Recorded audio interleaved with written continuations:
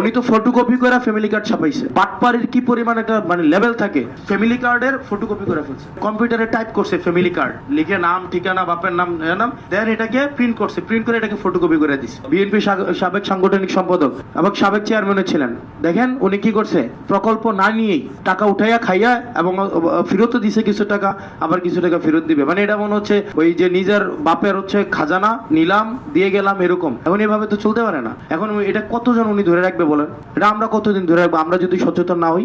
সুতরাং ওনাদের কি কোনো স্পেস দিবেন না? উনি কি কোনো মানে লিগ্যাল বডি? আপনার এখানে কোনো লিগ্যাল বডি? তাহলে উনি এখানে কেন যাবেন?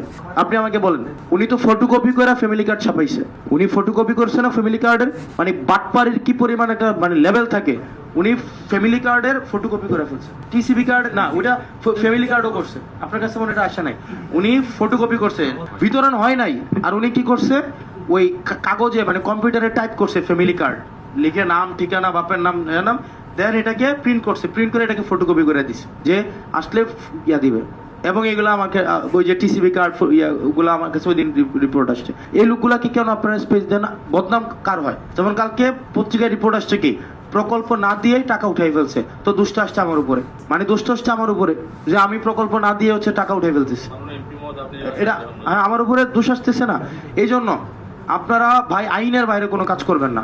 আর পলিটিক্যাল যে দলগুলো আছে, বিএনপি, জামাত, এনসিপি, ইসলামিক আন্দোলন, এটা সেটা, তারা তাদের জায়গা থেকে তারা রাজনীতি করে না, তারা তাদের বেনিফিশিয়ারি গ্রুপ আছে, তাদের লোক আছে, তারা তাদের জায়গা থেকে আপনাদেরকে তারা পরামর্শ দিবে।